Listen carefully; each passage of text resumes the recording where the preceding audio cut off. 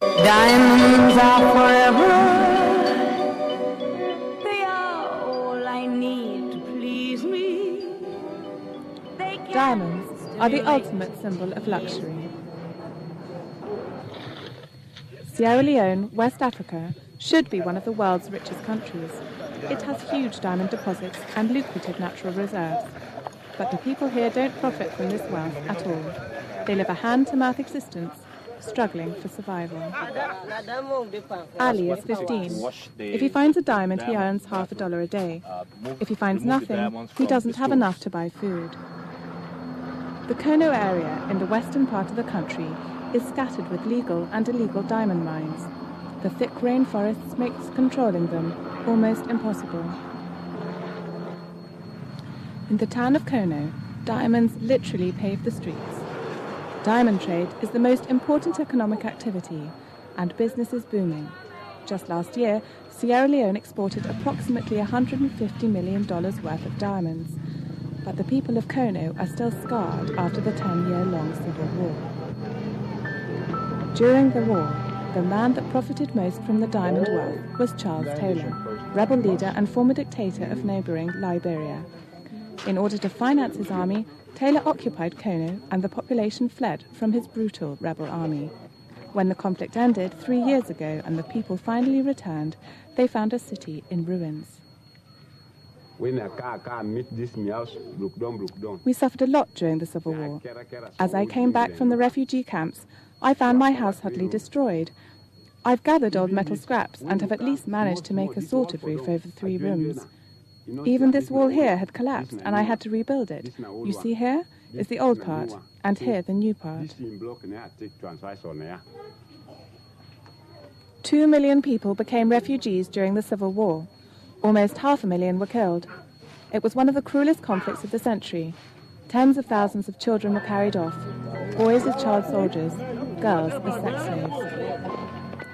The conflict in Liberia left more than 5 million dead and 20 million refugees. Again and again in Africa, mineral resources like oil, uranium, diamonds are fueling civil wars. Well, Global Witness has been working on this issue since 1998, and we did a report called The Rough Trade, which exposed how diamonds were fueling the conflict in Angola. And based on that, there was an enormous amount of international media attention that was focused, and that really pressured the diamond industry and the governments to wake up and to actually have to take action and recognize the role of diamonds in conflict and human rights abuses. Tighter control over the trade should prevent the financing of civil wars through blood diamonds. 2 years ago, the Kimberly Process was enacted and the main exporters were forced to adhere to its terms. Each newly extracted raw diamond must get a certificate of origin that has a precise description of the gem. Without it, the diamonds cannot be traded on the international market.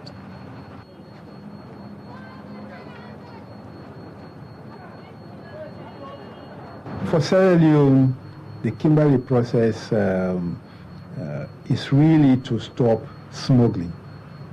For us, it's not just conflict diamonds. Yes, conflict diamonds are over because the conflict is over, but smuggling is still on. And so when a smuggled diamond gets to any station, any country at all in the world market, should not be entertained. The certificate has overall prompted positive reactions, but it is not without its critics. For now, diamond trading is almost exclusively in the hands of government, which lends itself to corruption.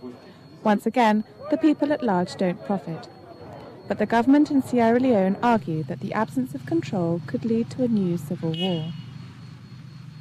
People benefited out of this war. And these people are not small people.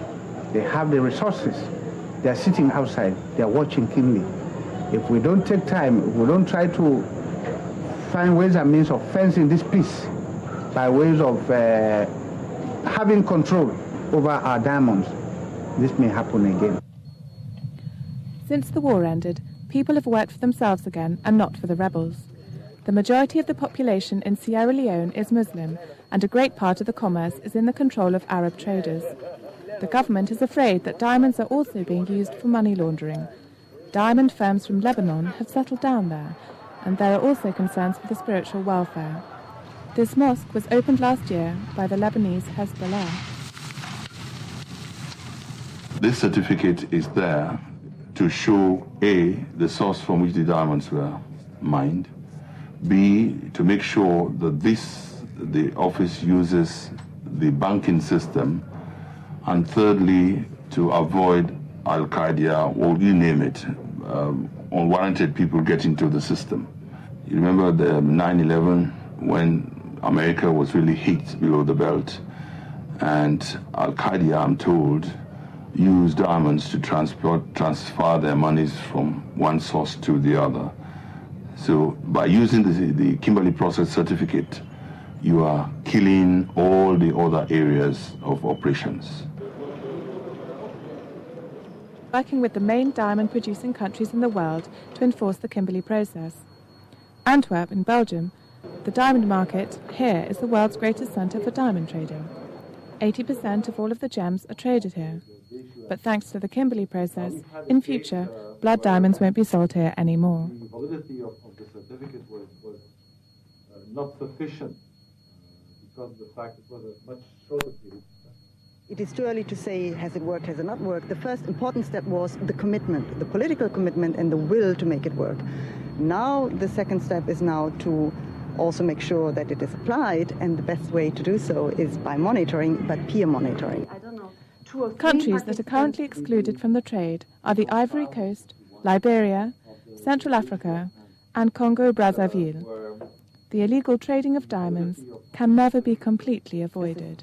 A preventative measure, and if you don't have the system, a strong global system, then there's a very high likelihood that diamonds will fuel conflict. I mean, they're small, they're highly valuable, they're easy to smuggle. So there's a huge potential for this to happen, to continue happening if this system doesn't work. A kind of normality has returned to Sierra Leone. Child soldiers have been sent back to school, militia have been unarmed, and many refugees have headed back to their villages. Child labour has been officially banned from the mines, but, as before, there is little evidence of the wealth that diamonds should bring. Nevertheless, the Kimberly Process is at least an attempt to prevent the precious gems from causing Africa further suffering.